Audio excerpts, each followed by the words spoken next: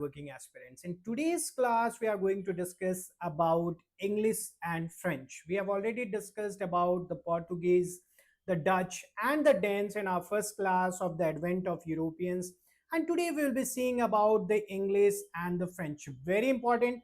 English, as you know, will be ruling India for more than 200 years, and the French.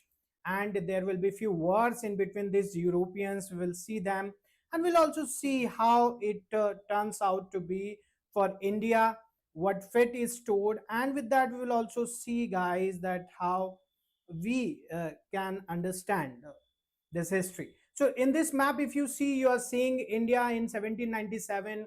The yellow part that is depicted here, this is only few of the parts which was under control of the Britishers. But as the time passes on, and this is the map of 1857 that you are seeing, and here you are seeing a large part of India is under the control of the Britishers. Okay, so this is something that we can see from here, and we will also see, guys, that how India fights back, and what will be these European settlements in India. This is clearly evident in this map that you can see. All you need to understand while seeing this is that Europeans, why they wanted to come to India. They wanted to come to India because they needed spices. They needed the other precious things which were available in India, and it was somewhere the other a competition, okay, in between these European nations to make their impact in India as quickly as possible, and as quickly they can be the part of Indian subcontinent. That was something that Indians were looking at. Okay, and we'll also see, guys, that how not only the Portuguese, not only the Dutch, but even the French who came to India at that point of time will play a very important role here. Okay, so we'll just, before beginning, a quick info for all of you. If you're preparing for TSPSC Group 1, TSPSC Group 2, or for UPSC CSE, this is the opportunity for you. You can join our live batches which are live right now, and you will straight away get good discount. You can call on the numbers given below to inquire for more, and let's get started with our class. And also, if you want free PDF of these classes, it will be available on our Telegram channel, so you can check it out on our Telegram channel. There you will get it for free. And if for any question, you can call on those numbers. Okay, so the arrival of Europeans in India, we have seen that will shift the political, the economic, and the cultural landscape in India. But let's get started with the English expansion. So English, as you know, the English East India Company was founded on December 31st, 1600. Okay, when Queen Elizabeth I granted a royal charter to the governor and company of merchants of London trading into the East Indies. So this is the complete name of the East India Company. If ever it gets asked, I don't think it will be get asked, but even if it get ever asked, you should know about it. And the merchants were known as the merchant adventurers. Okay, so these merchant adventurers came to India to do some adventure, and there we will see in their adventure they took all our comfort, they took all our peace and prosperity away. The company's first voyage to India was commanded by Sir James Lancaster in 1601, marking the beginning of British involvement in the Indian affairs. So this is the Queen Elizabeth I that you have seen. A very quick question to all of you: in which year was the English East India Company established? Very quickly, we have seen just right now, is it 1608? Is it 1611? Is it 1588? Well, the correct answer here is 1600. Okay, so we have very quickly seen it. Let's get ahead. So here, if you see, guys, you can see the settlements, the European settlements in India. You can see the Surat here in 1612, and obviously who is there? Britishers are there. Then you see the Daman is there, then the Besson. We are just trying to see the Britishers. Okay, so Bombay you are seeing for the Britishers. Then you are seeing the Madras. Okay, then you will be seeing the very famous Hooghly. So all these three will become the presidencies: the Bombay presidency, the Madras presidency, and the Calcutta presidency. All these three presidencies are there. With that, we'll also see there are the Dutch settlements and the Danish settlements also, as you can see here. These all the places are the Portuguese settlement, like the Colombo, the Gal, the Cochin. Okay, so this map is very important. If you want the PDFs of these classes, it is available for free on our Telegram channel of the Shikara Academy, so you can get from there. Now, Major English trading centers, if we talk about, first in Surat in 1613, the first permanent English factory was established at Surat. Now, Captain Thomas Webster will defeat the Portuguese in a naval battle at Surat, and that will impress the Mughal Emperor Jahangir. Jahangir was first not, he was not that very much interested because Portuguese were here from beforehand. So Jahangir was like that, why should I allow the English also? But when the English will defeat the Portuguese, then Jahangir will have more faith on him and he will give him the permission, okay, for to establish the factory. And that is why you see the first factory coming up in Surat. But before that, in 1607, we can see that there was Captain Hawkins who will come to India, and Captain Hawkins also knew Persian. So it was an advantage for him because he knew Turkish language, Persian language. So he was able enough to communicate with the Jahangir, the Mughal emperor at that time. But unfortunately, he was not given the permission to establish the Surat. And from there, we will see the English will move towards Masulipatam in 1611, and they will establish their factory there also. But first official which was there, that's in 1613 in Surat. That is something we should know. And then we'll also see the company's first factory in India was actually established at Masulipatam on the Andhra coast, though some sources indicate that this was formalized in 1616. Though it was started in 1611, that is something that you should know. Here we have seen Thomas Best and Emperor Jahangir. Which Mughal emperor granted Farman to the English for trading rights? Now this is an important question. What is the correct answer here? The correct answer here is Jahangir. We have just right now saw it. So what is the right answer? Jahangir. And whom he gave the rights to? It was Sir Thomas Roe.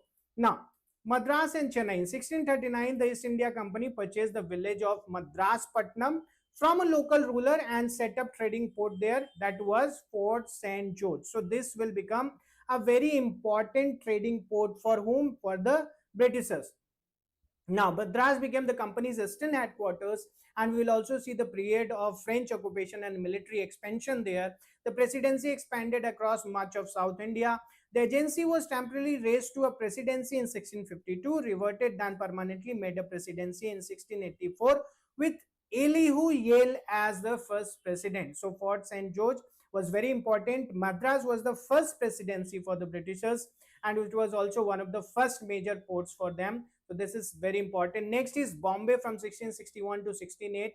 That is originally controlled by the Portuguese. The island of Bombay was transferred to the British as part of dowry. Yes, as part of dowry to King Charles, and upon marrying Portuguese princess Catherine. So Catherine of Braganza in 1661 was married to King Charles II, and in dowry, Portuguese will give Britishers this Bombay. Okay, Charles II leased Bombay to East India Company in 1668, and that's how East India Company will get the power over Bombay. The city grew as the western headquarters after the company moved from nearby Surat and later expanded due to the decline of the Portuguese and Maratha power, especially after the Anglo-Maratha wars that we are seeing here. Okay, now this is the Bombay presidency that we have seen. And lastly, let's see about the Calcutta presidency also. That's in 1690. So the East India Company established a trading port in Calcutta in 1690 after being granted the right to set up 45 trading stations, that is Fort William, by the Mughal Emperor. The British gradually increased their power and the presidency status was formalized in 1700. Now Job Charnock established the factory at Sutanuti, that is later it will be known as Calcutta, around 1690, which evolved into Fort William and became the capital of British India. In coming days we will see this. And it was also very important from the sense that the Battle of Plassey was somewhere the other related to this Fort William. So after the decline of Mughal authority, the British gained control, especially post 1757 following the defeat of the Nawab of Bengal at the Battle of Plassey, and this marked the start of substantial British rule in the Indian part, especially in the Eastern Indian part. So this is a painting you can see there where you're seeing this is trying to show you how many ships are coming, and there is the fort there at the back, and the British flag, the Union Jack is being hosted there. So consolidation of English power. One thing was there that when the East India Company came to India, rather not only the East India Company, any Portuguese company which has come to India, it has come to trade in India. But have you ever thought that if they have come to trade in India, why they are now starting to interfere in the politics of India? They are starting to rule over India. Why that is happening? That happened because the Britishers or the Europeans, to better say, they understood that Indians are not united among themselves, especially the kings and the prince. They were not united, and because of that, they took this opportunity to take over the governments in India also. So now we'll discuss about the Battle of Plassey that happened in somewhere around 1757. So what happens actually in the Battle of Plassey, we will see that there will be a conflict. Conflict will be in between the Sirajuddaulah. Sirajuddaulah was a young Nawab of Bengal and the British East India Company. Over what? Over the commercial privileges and the fortification rights. He will say that why did you fortify without our permission, and we need to get more taxes from you. The Nawab resented the company's unauthorized fortification of Calcutta and their abuse of trading privileges. So this will be something that we'll see, and which will significantly undermine this revenues. Now, the situation deteriorated when the company granted asylum to Krishna Das. Who was Krishna Das? A political fugitive carrying a substantial treasure. Despite Nawab explicit demands for his surrender, but the company did not surrender him. Additionally, Sirajuddaulah suspected British collusion with French forces. So we are seeing there are multiple reasons for this. Krishna Das is also a reason. There is a reason that French with Britishers are colliding together to fight against the Nawab. Then there is also a reason for the fortification of Calcutta and the taxation system, the commercial privileges that was not being paid to the Nawab of Bengal. So these were the reasons. And after that, what will happen? It will immediately trigger for the military confrontation, and the Sirajuddaulah will capture Calcutta in June 1756. Following this, what will happen? British defenders and civilians were allegedly imprisoned in a small dungeon known as the Black Hole. So there was a small guard room. In that small guard room, it is believed that there were hundreds of Britishers who were suffocated to death by locking up there, and that is also known as Black Hole tragedy. Now tell you something, this is again there is a question mark on it. Okay, the newer findings which have come up, they say that there was no such black hole tragedy, and if there was, there were only few. But Britishers, as they wanted to give themselves and the full world a reason that why they are attacking against Sirajuddaulah, so they created this story. Nonetheless, the black hole tragedy is the tragedy where you will see Sirajuddaulah has captured the Britishers in a guard room, and it is believed that there were many of the Britishers who died because of suffocation, as the room was very small and there was no ventilation also proper. That is why. While historical accounts vary regarding the exact numbers of casualty rising from 18 to 123 days, the incident became a powerful propaganda led for British colonial justification. That's what I said you. The conspiracy and the battle. Now, in response, what will happen in response to this black hole tragedy? The British authorities in Madras will dispatch a relief expedition under Robert Clive. However, rather than simply recapturing Calcutta, Clive will orchestrate a comprehensive conspiracy. He will involve key figures in the Nawab courts like Mir Jafar, who was the commander-in-chief of Nawab of Bengal, then Rai Durlab, and the influential banker Jagat Seth. All this will have a key status to play in the Battle of Plassey, and the battle itself, fought on June 23, 1757, was more a result of a treachery than military prowess. Despite combining 50,000 troops against Clive's 3,000, Sirajuddaulah was defeated. And how he was defeated? Because Mir Jafar, because Raidullah, because Jagat Seth all went against him. Okay, and at the back of him, that also, not in the front of him, that he knew about it. And the Nawab was subsequently captured and executed on Mir Jafar's order. Why on Mir Jafar's order? Because Mir Jafar will become the next Nawab of Bengal.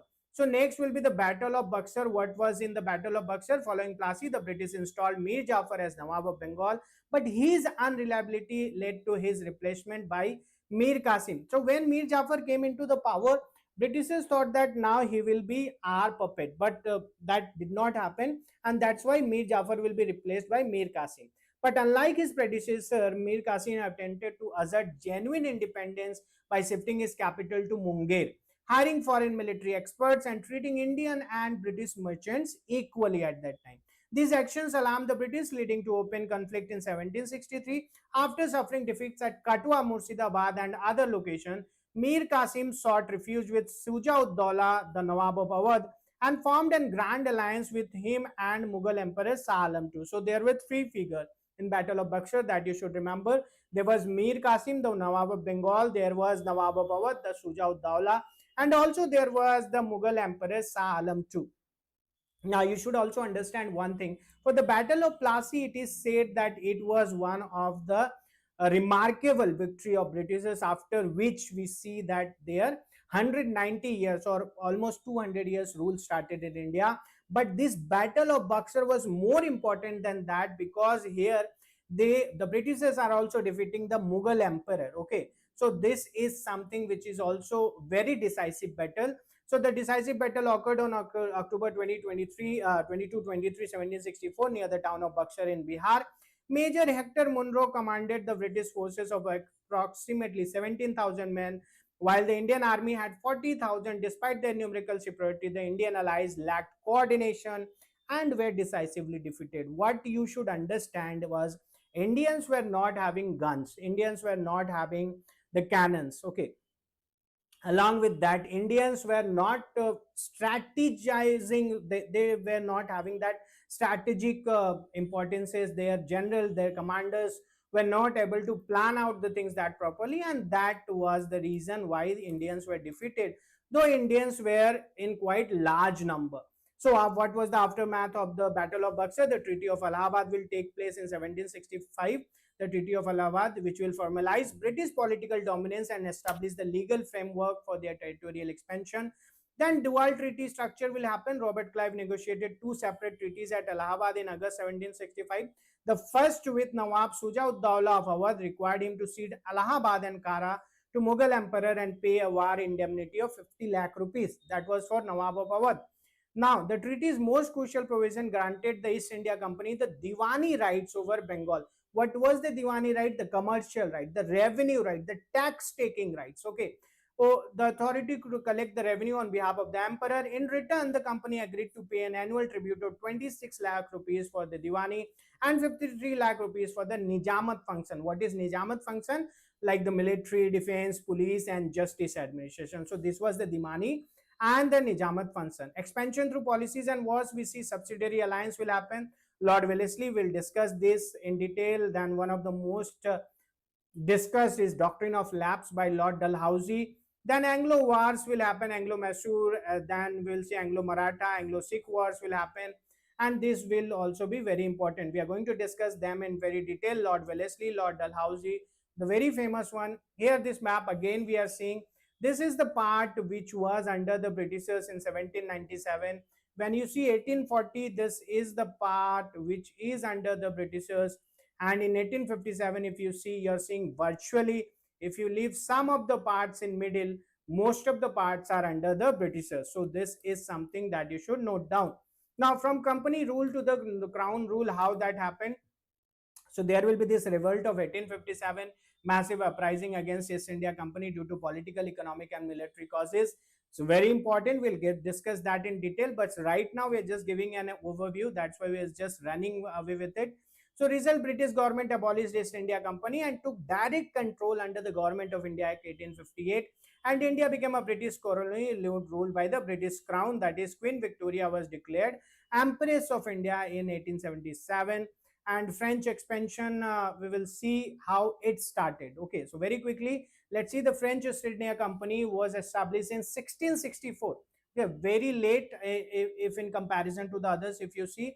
And under Louis XIV, his minister was Colbert, and it was Colbert who will advise him to, he will say that emperor, everyone else is going towards India, we should also go. And first they will go towards Madagascar, but in Madagascar they will not get a lot of comfort, rather they will be defeated even after spending a lot of money, a lot of troops, so they will go towards India. Okay, so in 1664 we'll see the French East India Company was established by Jean Baptiste Colbert, finance minister of King Louis XIV, and first voyage to India happened soon after in the 1660s. Okay, so King Louis XIV can be seen there. Why did the French come to India? Why did any European powers come to India?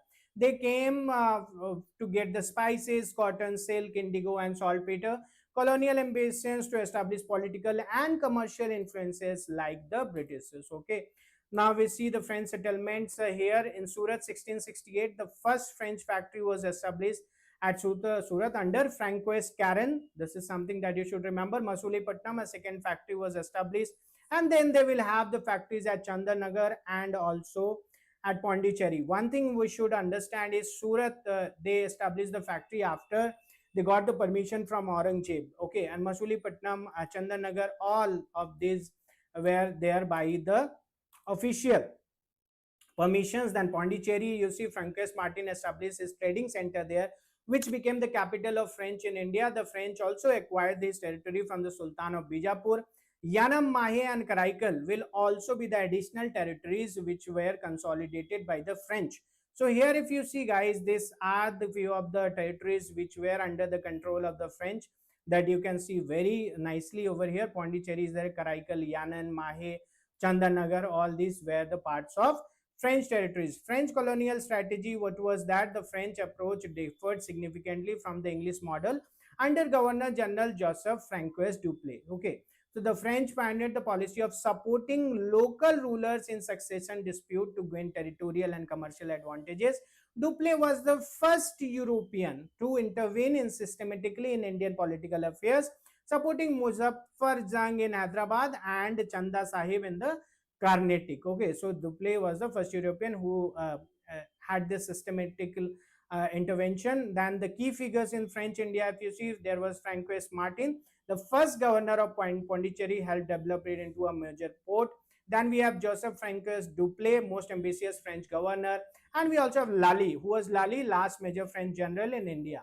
Okay, now we'll see there will be the Carnatic Wars. What were these Carnatic Wars? The Carnatic Wars were the wars between the Britishers and the French and their rivalry. The first Carnatic War, which happened in the year 1746 to 48, the first Carnatic War was an extension of the war of an Austrian successor in Europe. French under Duplessis will be there, and they will end by the Treaty of Aix-la-Chapelle. So what was this Treaty of Aix-la-Chapelle in 1748? It restored Madras to the British in exchange for Louisburg in America. Okay, this is something that you should remember. Then there will be the second Carnatic War. The conflict arose from the succession dispute in the Hyderabad and the Carnatic after the death of Nizam Asaf Za in 1748. The French supported different claimants that the British, leading to the proxy warfare.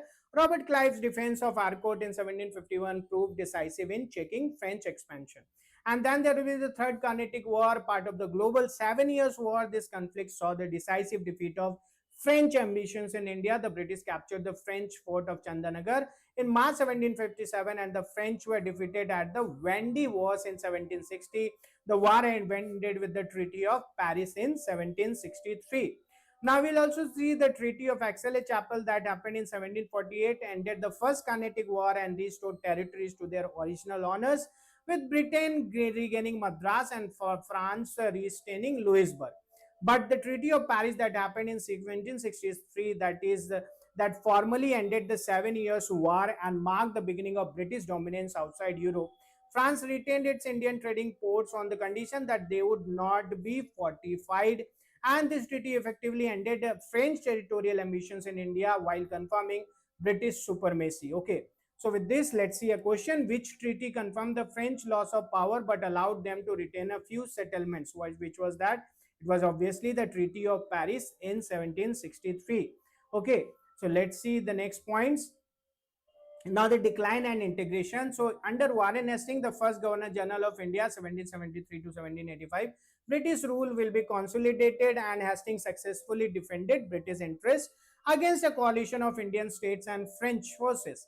French territorial, what we'll see, the French control over the Indian territories persisted until the mid 20th century following India's independence in 1947.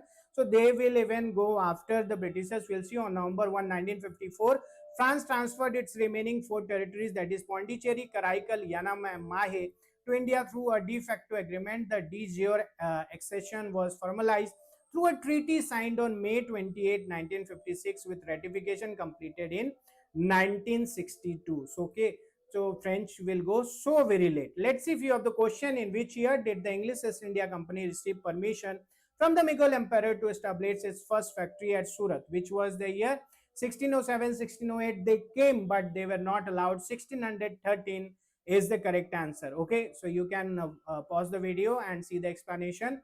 Next question, arrange the following events in chronological order: establishment of English factory at Masulipatam, French acquisition of Pondicherry, and the Battle of Plassey. If you see, 1 and then 2 and then 3 will be there, because Masulipatam happened in 1611 and 1616. 1616 officially it will be fortified. Pondicherry in 1674 and Plassey in 1757. Next question, with reference to Pondicherry, consider the following statement. The French established Pondicherry as their major settlement in 1674. The British never captured Pondicherry from the French. Never captured. This is something that you should see. So one only is the correct and the second one was wrong.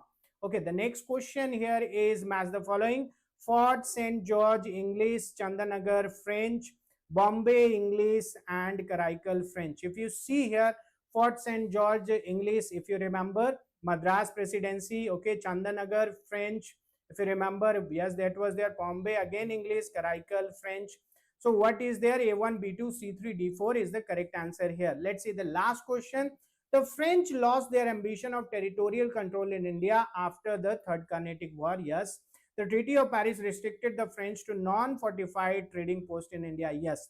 So both A and R are true, and R is the correct explanation of A. That should be the correct answer here, and that is the correct answer. So with that, we have come to the end of the class, but this can be the beginning for you if you are preparing for TSPSC, UPSC, or for any other competitive exam. You can get one-on-one live mentorship by Deepika ma'am, who is having 20 plus years of experience and under whose guidance hundreds of aspirants have got into the administrative services. So don't waste your time. Nothing goes away if you call on these numbers, and you can also call on these numbers if you have any questions. Subscribe to our Telegram channel and also to YouTube channel to get the important PDF of this class. And